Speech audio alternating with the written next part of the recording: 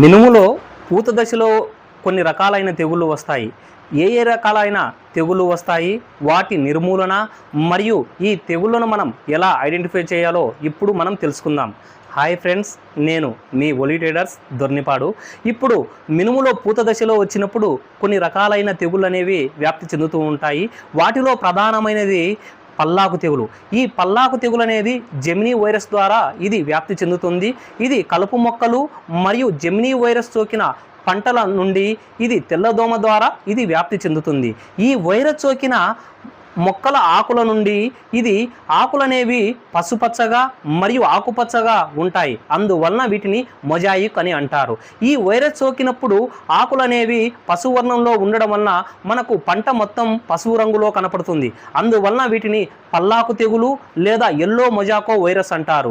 ఈ వైరస్ సోకినప్పుడు పూత మరియు కాయలనేవి చాలా తక్కువగా కనపడతాయి మరియు పింజలైతే చాలా చిన్నవిగా ఉండి మెలిక తిరిగి మరియు గిడసబారి ఉంటాయి మరియు ఇవి కాయలు అనేవి తాలుకాయలు అవుతాయి. కనుక పల్లాకు తెగులు వచ్చినప్పుడు పంట అనేది చాలా వరకు దెబ్బతిని మనకు పంట దిగుబడిలో చాలా వరకు నష్టం వాటిల్లుతుంది. మరియు రెండవది ఆకుముడత తెగులు. ఇది అధిక వర్షాలు పడినప్పుడు త్రిప్సు లేదా తామ పురుగు ద్వారా ఇది వ్యాప్తి చెందుతుంది.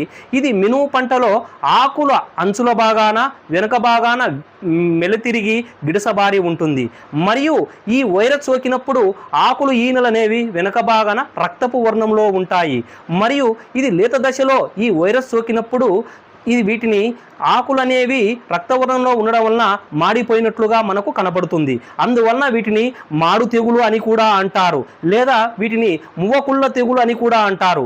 మరియు ముదురు దశలో ఉన్నప్పుడు ఇవి మొక్కలు అనేవి చాలా గిడసబారి మరియు మాడనేది ఎండిపోయి పూత అనేది అతి తక్కువగా వస్తుంది. ఇది తామర పురుగు మరియు త్రిప్సు ద్వారా ఇది ఎక్కువగా వ్యాప్తి చెందుతుంది.